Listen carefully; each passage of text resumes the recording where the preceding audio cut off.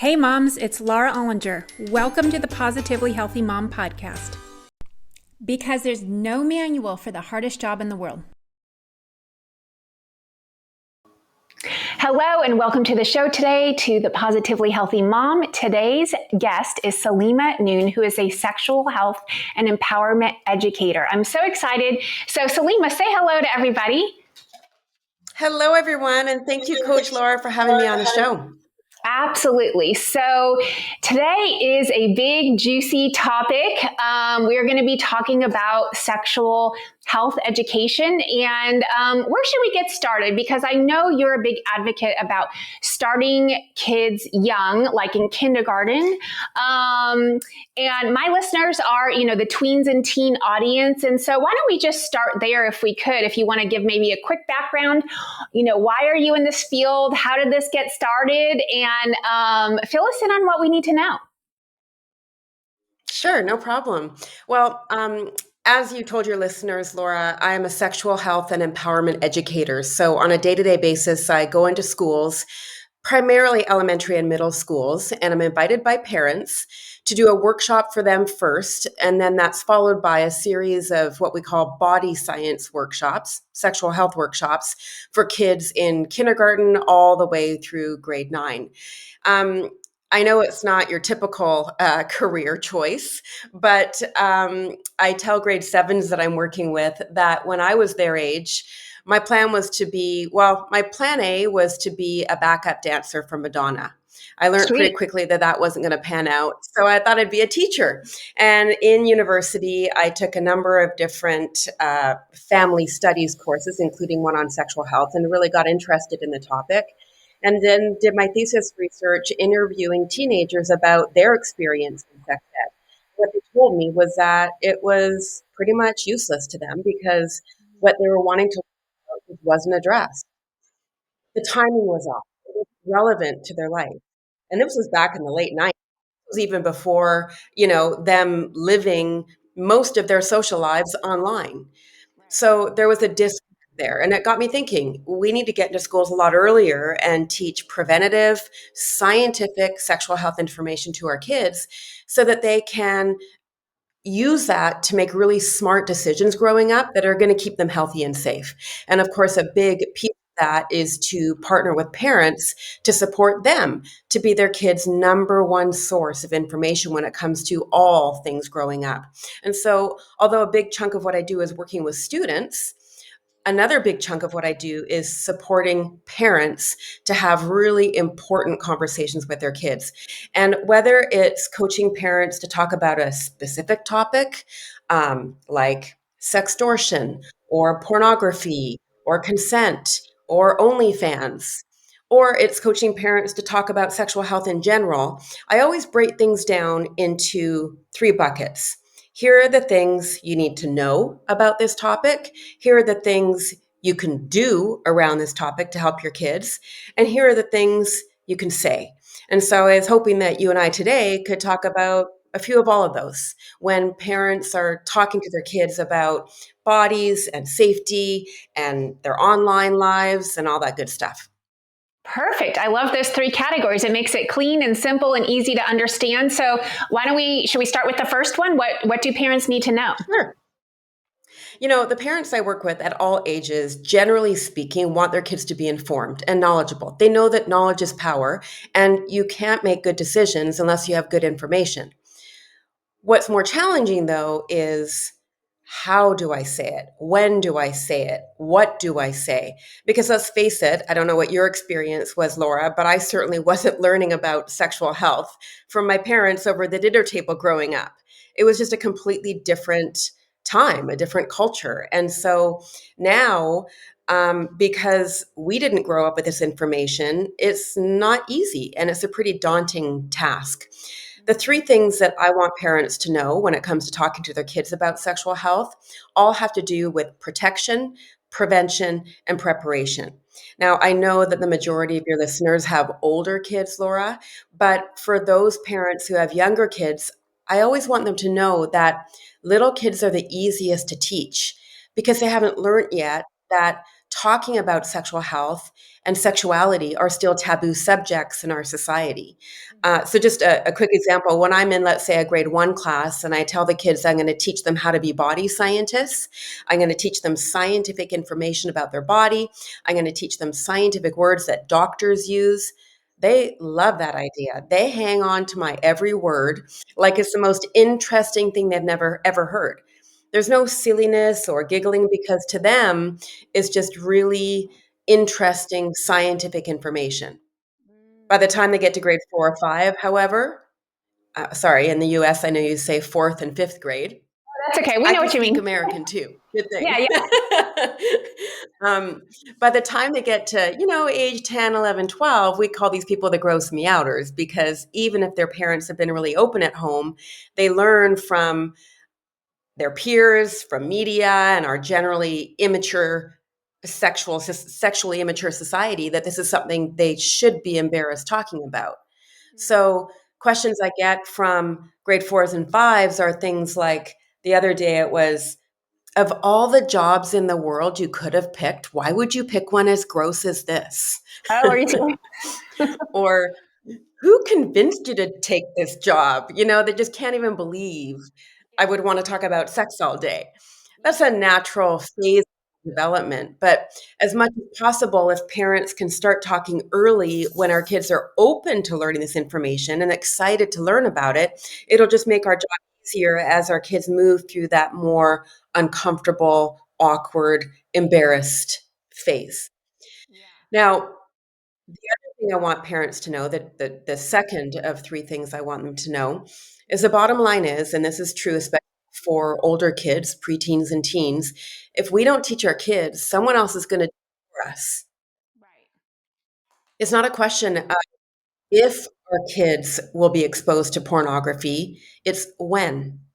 And I mean, we can't control everything they're exposed to. I mean, yes, we can and should place reasonable boundaries and limits around what they're consuming at every age, but we can't control everything. What we can do is we can preload them with accurate, honest, scientific information that they can use to make smart decisions about what is in front of them and to think critically, for example, see content online. Not only in preloading our kids with information, we're educating them, but also we as parents are sending a really powerful and positive message to our kids that this is something we want to talk about with them. We may not always have the answers, but we want them coming to us with our questions because we want to be their go-to person. We don't want them learning about their body through watching pornography or Googling boobies. We don't want them just blindly believing an informant on the playground or an older sibling. We want them going to reliable adults like us to get their Mm-hmm. information. And Yeah. the good news is, and parents are always really comforted to know this, the good news is that talking about healthy bodies and healthy sexuality from a young age in no way increases their likelihood of experimenting sexually. In fact, we know from research all over the world that talking about sexual health with our kids from an early age actually delays their sexual debut, meaning they have Mm-hmm. sex later. One Mm. parent who can't get their you know? Yeah, that's actually So really it really is interesting. attention. Yeah, I hadn't heard that research or kind of thought, but that's very true also with suicide. A lot of parents are afraid, like, don't mention the S word. It's such like a taboo word to talk about suicide in your family. And research shows that talking about it doesn't cause anyone to do it. It doesn't tempt anyone to do it. Talking about it actually lowers the likelihood to do it. So it sounds like it's the same. It's the same with this topic. Because in giving sexual health information and having these important conversations, we're giving them what we want, we're telling them what we want them to know, but we're also talking about boundaries and values and responsibilities. How, yes, this is what sex is, and these are the different ways that families are formed, for example. And it's nothing you need to worry about anytime soon because it comes with a lot of responsibilities, adult responsibilities. So this is all information for the future. Yeah. And, we can also teach our values. In our family, we're talking about this because I know you're mature enough to handle it. And I think you deserve to be informed and prepared. And I also want you to know that in our family, we prefer to wait till fill in the blanks after we're married to have sex for the first time or when we're a certain age. And the same thing would go for having a first kiss or when you start dating. Parents can fill in those blanks, to teach values as well. But we can also teach scientific information that's going to help them to make those smart decisions. I always joke with my older students that I remember I was around 12 or 13, I asked my Dad, when can I start dating? And he replied, you can start dating when you're married. They always tell me it's a stupid dad joke, but they always laugh. Yeah, that's hilarious. Okay, so can you tell So, me the three P's again? Protection, prevention, and I lost track of the last one. and preparation, Okay, got it. prevention, protection, and preparation. Okay. Now, the last thing, Laura, I always want parents to know is that, again, research from all over the world tells Mm-hmm. us that kids who learn about this stuff early and continue to have these conversations with reliable adults in their life, like their parents and other people they're close to, are Mm-hmm. at reduced risk for sexual abuse. Mm. Children And, need information to keep themselves out of exploitative situations. And mm-hmm. we can't wait for them to ask questions before we give them this information because some kids and teenagers just never do, right? Right. But with giving sexual health information comes teaching the concept of consent. The idea Mm. that they say who goes on their body and who does not. And it can Mm. start from a very young age. I mean, with our toddlers, we can give them choices as to where they get their diaper changed. Is it going to be in their bedroom or in the middle of the living room because it's convenient? Mm. They might want to decide whether they have it changed standing up or lying down. We need Mm. to be asking our kids, would it be Mm-hmm. okay for me to help you wash your genitals in the bath right now? Mm.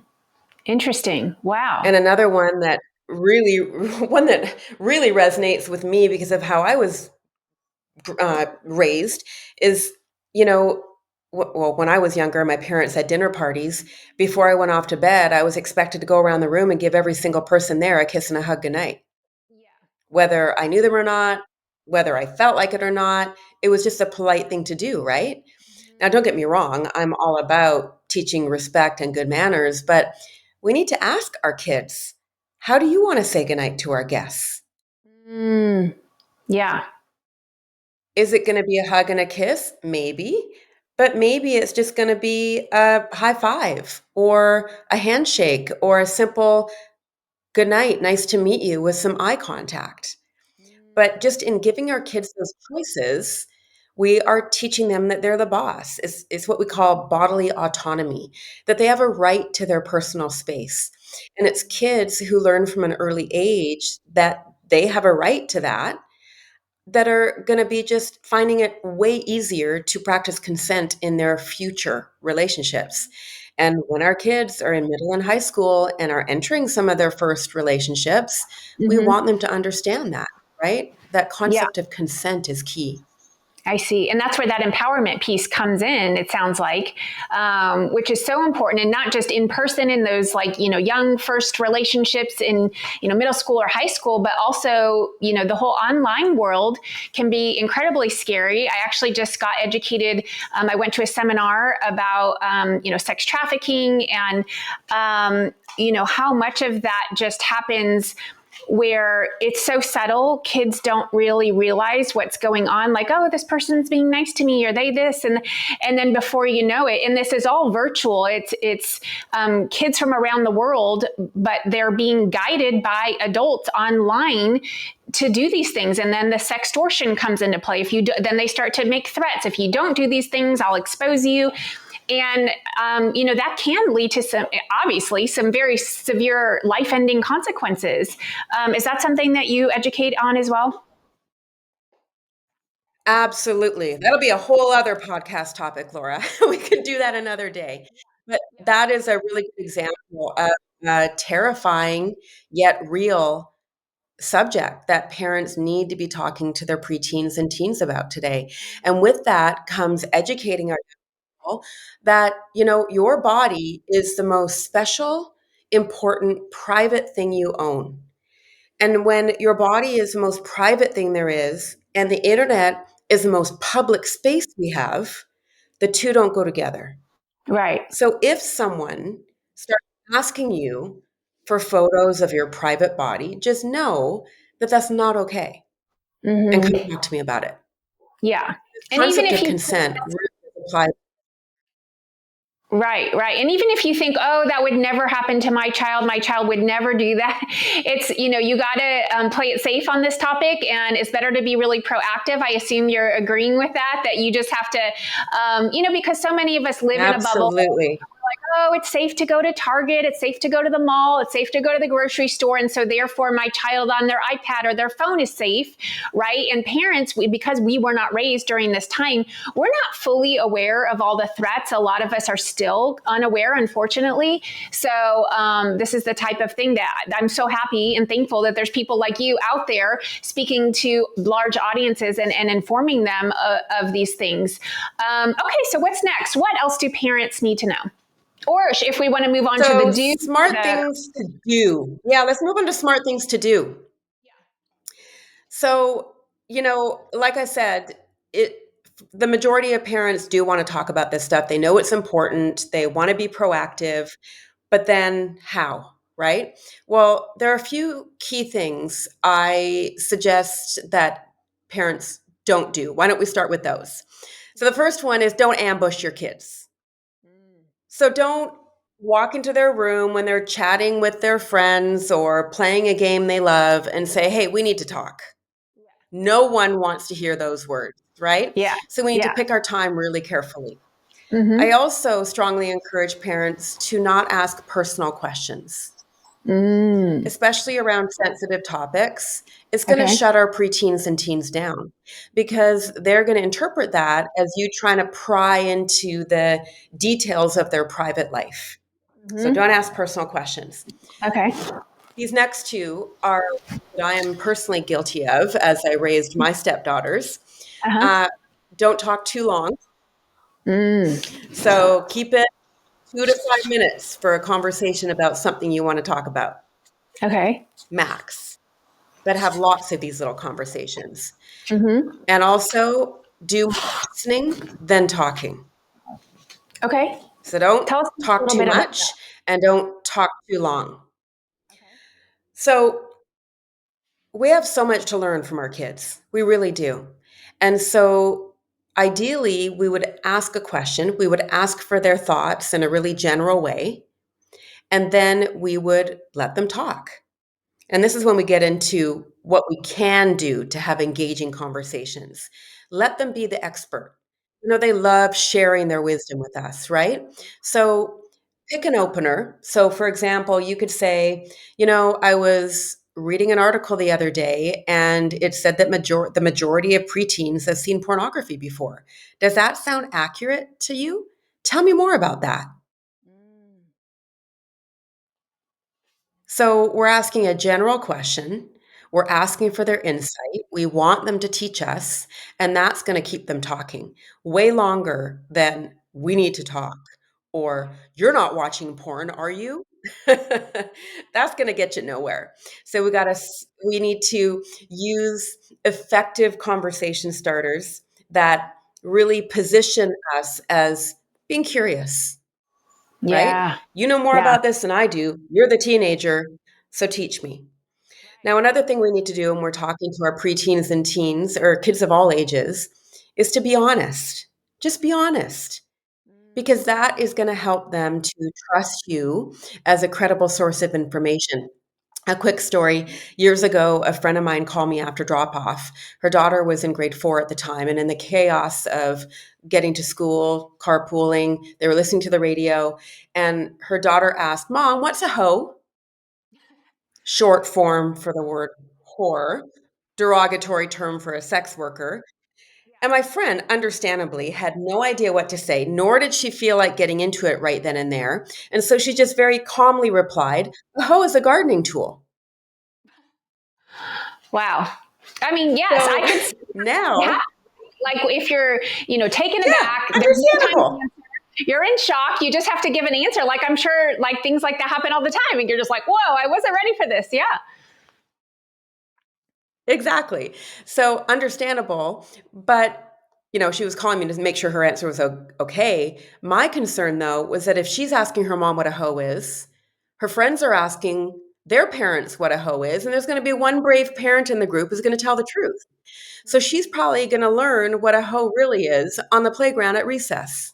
Right. And is she going to go to mom with her next question? Maybe not, because she didn't get a scientific, honest answer. So at every age, I can't stress enough that parents need to be honest with their kids. And if they can't think of an answer to the question right away, that's okay. There's nothing wrong with saying, you know what, I'm so glad you asked me that scientific question. Let me think about how best to answer it for you. That's great. We'll talk about it while we're walking the dog tonight. We'll talk about it before bed. Bedtime is great at any age because they will do anything to stop you from turning out the light and walking out the door, right? So you got them captive. Yes. But some parents feel that they don't want to miss their opportunity, and so they answer when they're not sure what to say, and they come across flustered and nervous, which of course isn't what we want to do because we don't want to convey that message to our kids. We want to be cool as a cucumber. And if we need to take some time, then that's fine. Yeah. We don't need to Yeah. have a slick set of answers to every question right on the spot. Mm-hmm. Mm-hmm. Now, another thing that works really well is when parents, if they're comfortable, share personal experiences that Okay. resonate with their kids. And what would be So, an example of that? when my kids were going through puberty and feeling a bit self-conscious about how their bodies were developing, I remember telling them that in grade 7, my nickname, the boys in my class gave it to me, was mosquito bites, referring to the small size of my breasts. In fact, I was the only girl in grade 7 that didn't wear a bra. And that was difficult, and I didn't have the skills, the assertiveness skills that we're teaching kids today to say to those boys, I don't like it when you call me that. I want you to stop. Mm. Yeah. So I remember using stories like that to connect with my girls and to help them understand that, yeah, we all go through this, whether we feel our body is changing too fast or too slow, we're too tall, we're too short, we're too skinny, we're too fat. That's just part of going through puberty, and we need to support each other and remember that how we look is only a small piece of who we are. What's more important is what our bodies can do for us and to appreciate that, right?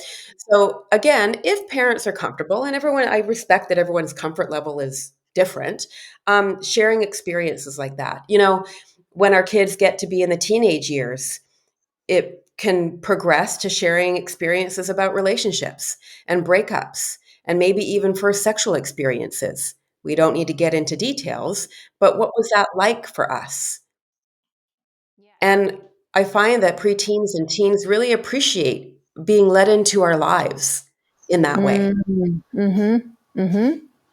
Yeah. This is So fantastic. stories and experiences really keep our kids engaged. We also have to be careful that we're not, just speaking of relationships, we're not making any assumptions about our kids. Like, I wouldn't suggest asking a teenager, "So, do you have a boyfriend?" Right. We can't assume that our daughter, for example, would want to date a guy.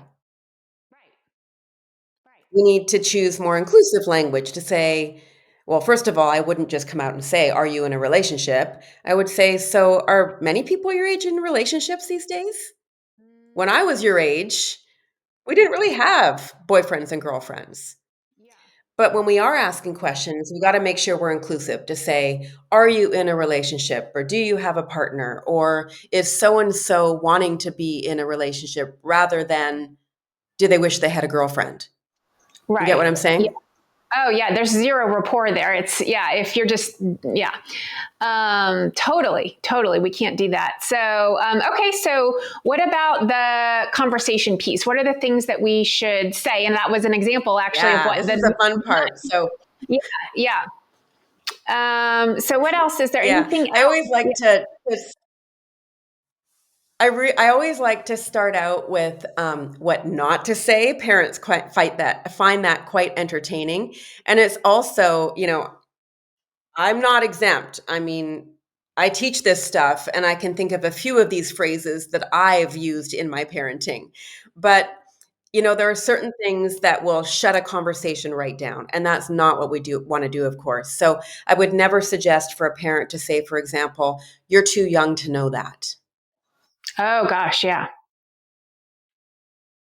I Because wouldn't what say are they that going either. to do? They're going to Google it, or they're going to ask someone else's parent, or they're going to talk to an informant on the playground. Mm-hmm. So never say you're too young. Mm-hmm. Just referring back to what we were saying earlier about not asking personal questions. So I wouldn't want a parent to ever say, "You're not doing that, are you?" I read an article about teens sending nudes and how they're doing it even as young as grade 6 and 7. "You're not doing that, are you?"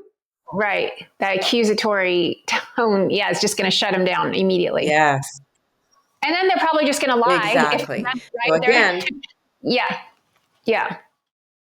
yeah, they're just being put on the spot. So they're not going to be honest, and they're certainly not going to want to continue the conversation if you're accusing them or shaming them about something they have or haven't done, right? Another one we wouldn't want parents to say is, "Go ask your dad." Ooh, okay. Yeah. So, a lot of parents think that, I'm the mom, I should talk to my daughter, and he's the dad, and he should talk to his son because I don't have a body that's the same as his. But in a perfect world, our kids and teens would know that they could talk to any adult that they're close to, regardless of their gender. Because if a question is asked and we can't relay an answer based on personal experience, well, we can figure it out. There's plenty of ways to figure out answers to questions about bodies that don't look like ours. So, again, from a young age, we want our kids to know that they can talk to either of us. Mm-hmm. Mm-hmm. That's And wonderful. and if they're not comfortable talking to either of us, well, then here are other adults that are in our inner circle that we trust. Mm. For example, I gave my stepdaughters permission from a young age to talk to my sister rather. She's the cool aunt. And I understand that growing up, the girls may want to talk to her about stuff that they don't necessarily want to talk to me or their dad about. That's okay. All I want to know is that they're getting good information and they're getting support around whatever they need. Mm-hmm. Mm-hmm. I want to take a quick And I know my sister pause. didn't tell me everything.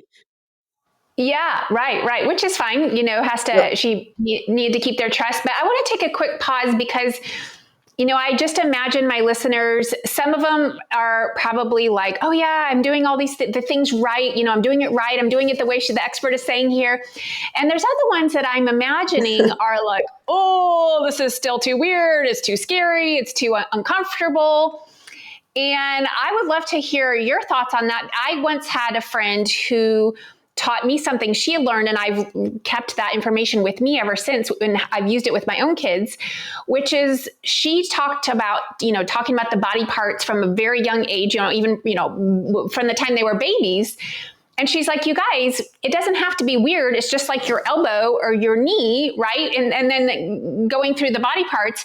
And so when I heard that, I was like, oh, that's true. It is just another body part, or it is just this. And when I love how you're like, this is a scientific answer. Let me think of this, right? And so that's where I wanted to think of just for a minute, because I do think that there's going to be probably half of these people that are like, right? And so it's like getting comfortable with the information yourself, so that therefore you're not going into their bedroom and sitting them down and lecturing. You're not going in there and shaming them or accusing them, right? And so it's almost like the work comes first with the adult.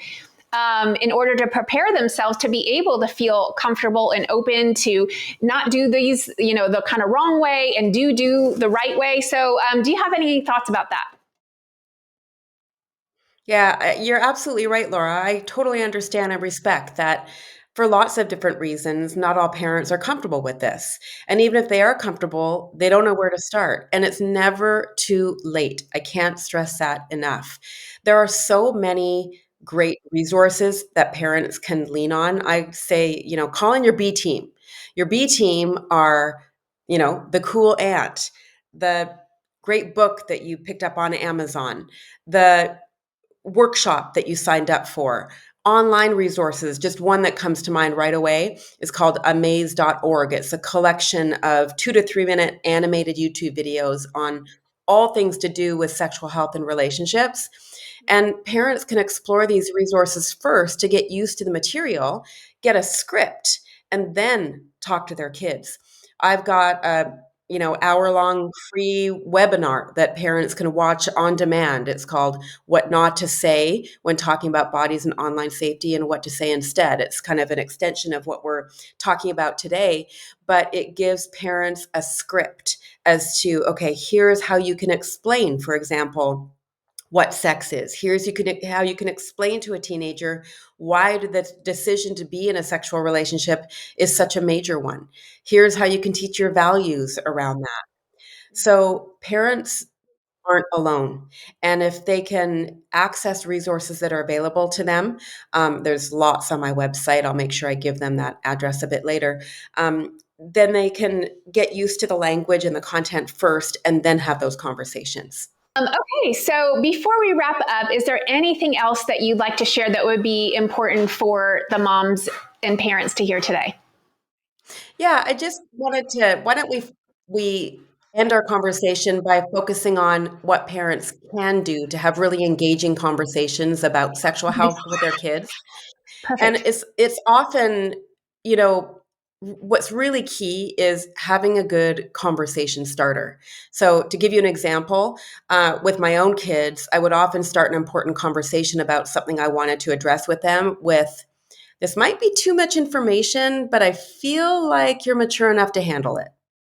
Yeah, Immediately, I I like had that. their attention, Yeah. right? Yeah. Or a lot of parents, a lot of parents don't talk to their kids about this stuff at your age, but I don't know. I feel like you'll be able to understand it. So set them up for Mm-hmm. success in that way. Help them rise to the occasion. We need to be really affirming as well. They can never, especially in their preteen and teen years, they can never hear too much of things like, I'm so grateful that you trust me for this with this information. I'm so grateful that you feel comfortable talking to me about your life. Or I'm so impressed by the way you're thinking about this topic. Or I'm so impressed by the scientific questions you're asking me. A Yeah. big one would be, I trust you. I trust you to make decisions. I trust you to make smart decisions, both in your real life and your online relationships. I trust you. And those words are going to ring in their ears when you're not around, right? I So, absolutely love that. Yeah. so it's about setting the conversation up. Oh, and another big one is, I'd love to hear your thoughts on something. Do you have a few minutes? So again, you're making them the expert and a few minutes. They know that you're not gonna lecture them for the next hour, which is what nobody wants, right? So I call it giving little body science boosters at every age. Just 2, 3 minute conversations here and there when the topic comes up naturally. When my kids were younger, we used to watch Modern Family together, for example. And Mm-hmm. the deal was that I had the right to pause the PVR anytime I wanted to, so that we could debrief on storylines or humor to make sure we're all on the same page, and I could fill in the gaps with information I wanted them to have. They probably stayed up later than they typically would. That was part of the deal too.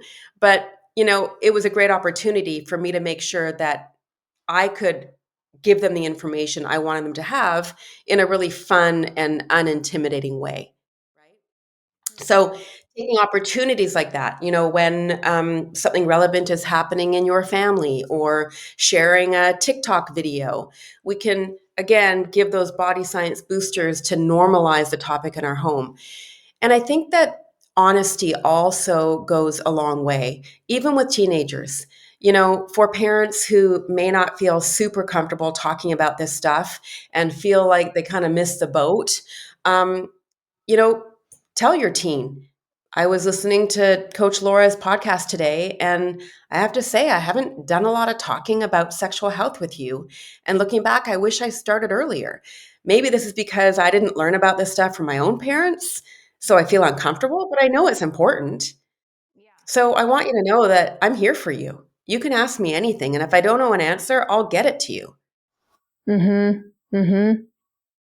So, especially older kids and teenagers appreciate that honesty. Yeah.